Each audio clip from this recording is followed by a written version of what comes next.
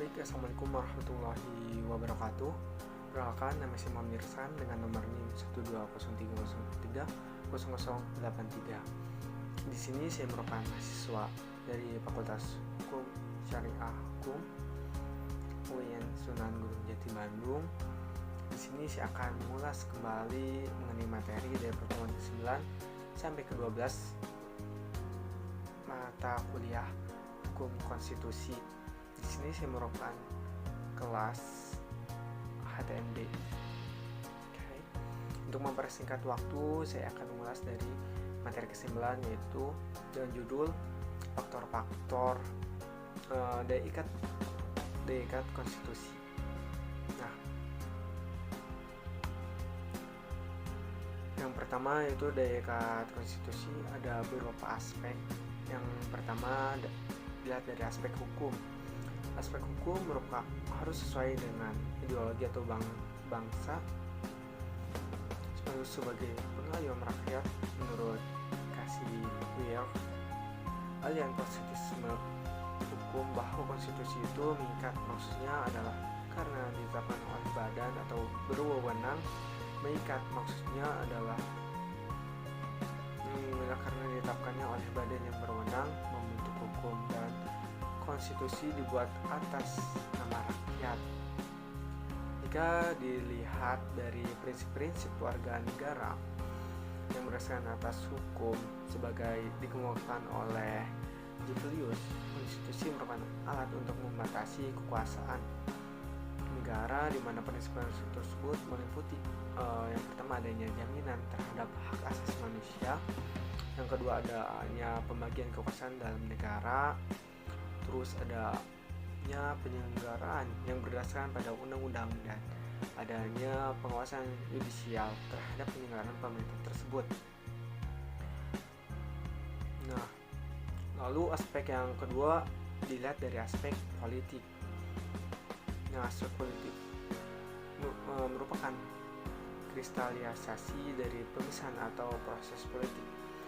Menurut beliauan bahwa hukum sebagai sarana kekuasaan politik menempati posisi yang paling dominan dibandingkan dengan fungsi lain.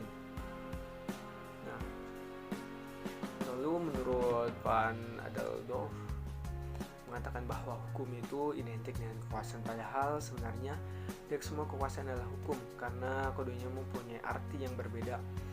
Hukum mendekati pengertian kekuasaan karena negara harus diberikan kekuasaan hukum untuk menegakkan hukum. Tanpa kekuasaan, hukum merupakan kaidah sosial yang berisikan anjuran, dan sebaliknya kekuasaan sendiri akan ditentukan oleh batas-batas dalam hukum. Nah, lalu yang ketiga itu ada aspek moral, di mana aspek moral ini mengatur perbuatan manusia sebagai manusia jauh dari segi baik buruknya dipandang dari hubungan dengan tujuan akhir hidup manusia itu sendiri berdasarkan kodratnya. Baik, kita lanjut ke materi ke-10. Nah, di materi ke-10 ini membahas tentang konstitusi, konstitusionalisme, dan negara. Ada pengertian konstitusi merupakan sebuah buah bulan-bulan dari peraturan dasar yaitu negara yang di dalamnya mengatur perihal hubungan antar pemimpin dan warga negaranya, kemudian antar negara, warga negara maupun warga negara lain, serta mengatur pula perihal garis-garis besar haluan organisasi sebuah negara. Sedangkan konstitusionalisme merupakan suatu negara yang menganut atau menggunakan paham konstitusi dalam menjalankan kehidupan berbangsa dan juga bernegara. Nah, lalu negara merupakan suatu wadah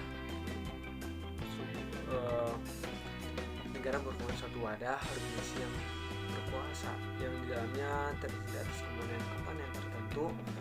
Contohnya ya warga masyarakat, kemudian pemerintah yang berdaulat, kemudian ada wilayah yang ditempati, dan serta pengakuan baik secara de jure ataupun secara de facto.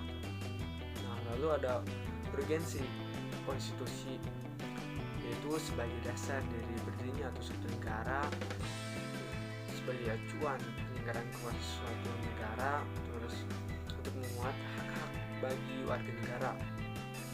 Sedangkan konstitualisme jika diartikan secara singkat yaitu negara yang menganut hukum. Saya mengulas dari perkataan Civis Strong merupakan pengumpulan dari prinsip-prinsip yang mengatur perihal kekuasaan dari pemerintahan, kemudian hak-hak dari pemerintahan atau warga masyarakat, serta mengatur hubungan di antara keduanya. Baik, selanjutnya saya akan membahas mengenai di pertemuan ke 11 ini. Baik, saya lanjut ke pertemuan 11 ini membahas mengenai konstitusi Madinah dan konstitusi modern. Piagam Madinah atau yang sering disebut sebagai Syarifah Madinah sudah dikenal luas oleh kalangan masyarakat muslim. Di masa itu Piagam Madinah dilakukan dengan adanya perjanjian antara kaum muslimin dan beberapa suku lain. Adapun julukan lain atau pandangan terhadap Piagam Madinah antara lain seperti W. Morgani Watts mengartikan Piagam Madinah sebagai the Third Constitution of Medina. Lalu Piagam Madinah sendiri memiliki isian yang penting antara lain seperti kesepakatan, kebersamaan, keadilan. Munculnya pertanyaan mengenai apakah Piagam Madinah sama halnya dengan konstitusi? Ada anggapannya diterima opini tersebut atau menolak opini Piagam Madinah sama dengan konstitusi. Diterima karena adanya anggapan bahwa Piagam Madinah memenuhi unsur konstitusi, dan ditolak karena tidak terdapat aturan-aturan yang membahas mengenai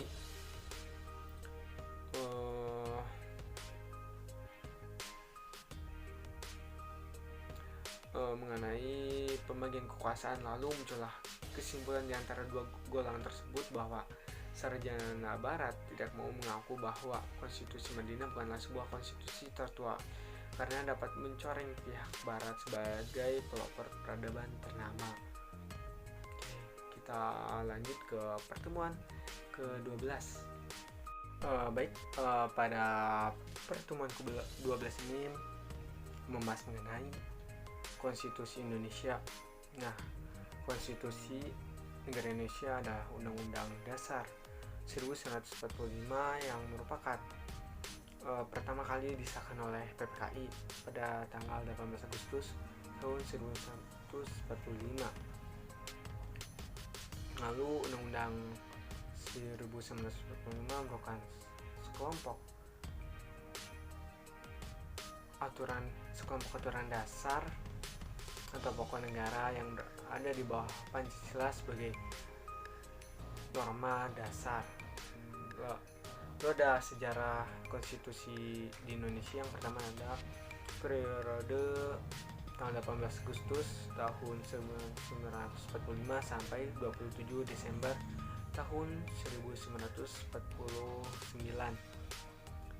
Berlaku Undang-Undang 1945 terdiri dari bagian pembukaan batang tubuh yaitu 16 bab, 37 pasal dan 4 pasal aturan peralihan dan 2 ayat peraturan tambahan dan bagian penjelasan.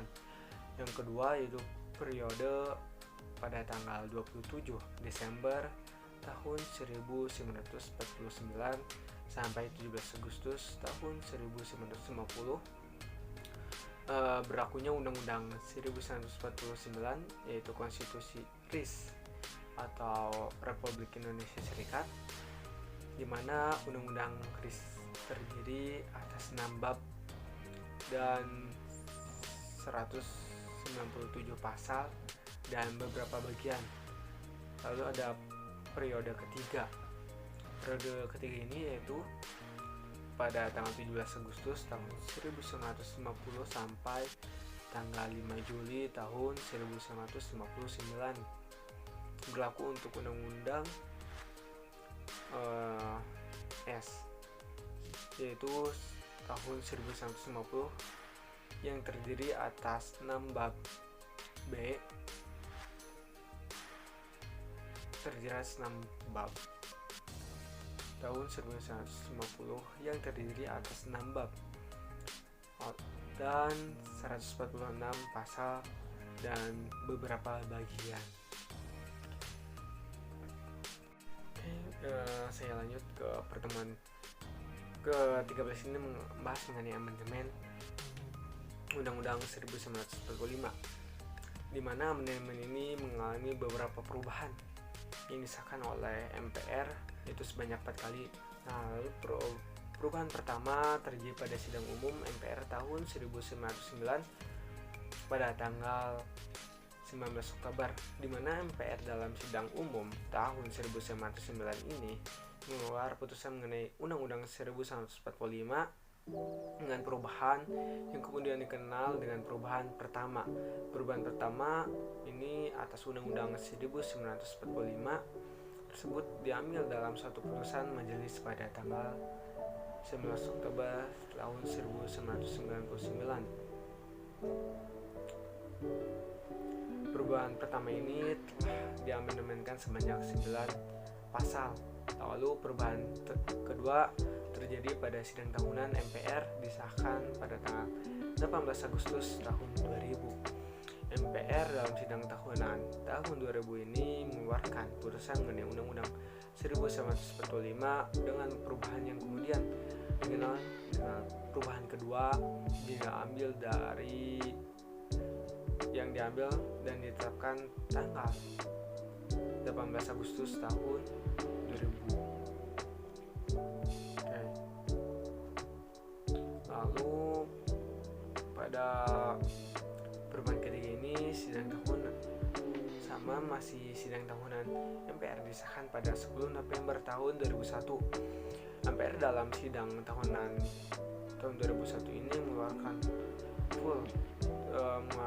putusan mengenai Undang-Undang 1945 dengan perubahan yang kemudian dikenal perubahan ketiga yang diambil dan ditetapkan tanggal 10 November tahun 2001.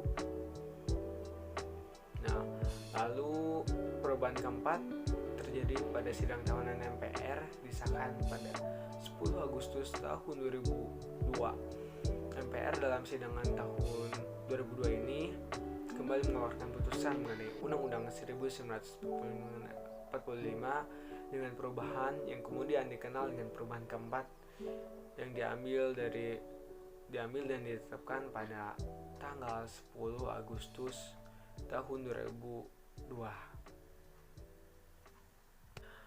Baik, pada pertemuan ke-14 ini saya akan membahas mengenai judicial review. Nah, adapun tujuan dari judicial review ini pertama menjamin fungsi sistem demokrasi dalam hubungan perimbangan atau peran interplay antara cabang kekuasaan legislatif, eksekutif, dan lembaga peradilan, yaitu judicial. Dengan kata lain, konstitusi review dimaksud dengan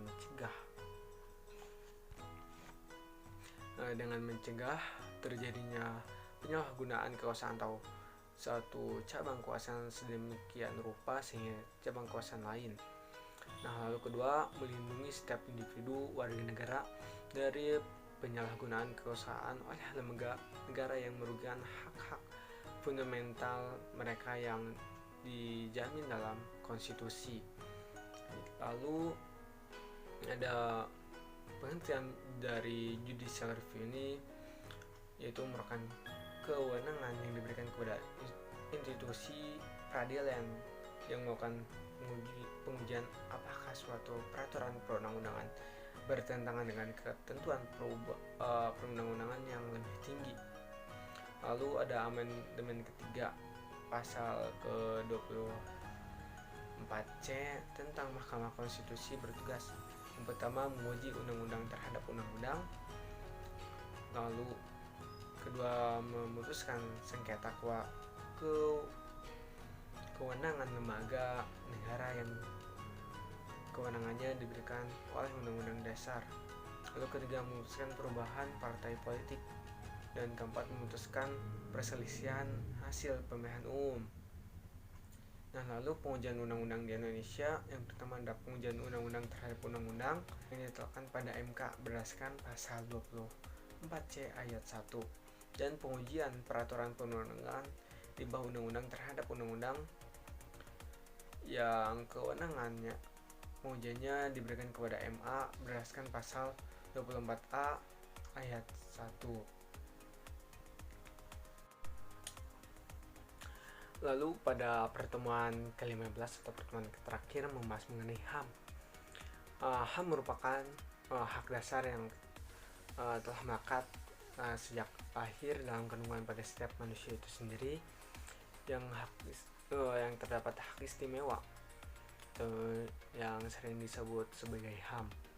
Memang pada zaman dahulu tidak setiap orang dapat mendapatkan haknya, hanya golongan tertentu yang dapat menempatkan hak istimewa itu, seperti orang yang berkulit putih, terus ras yang terkuat, maupun lihat dari kasta biasanya, atau suatu golongan orang yang berarti suatu derajat orang lain dengan orang lain. Namun sekarang setiap orang dapat memiliki hak istimewa tersebut atau HAM. Ini dapat diadili, bukan diadili, maksudnya tuh mendapatkan semuanya gitu, tanpa adanya perbedaan kulit, terus suku, kasta, semuanya haknya itu sudah termasuk sebagai hak sebagai manusia yang utuh sesuai dengan Undang-Undang Nomor 39 Tahun 1959 tentang hak asasi manusia.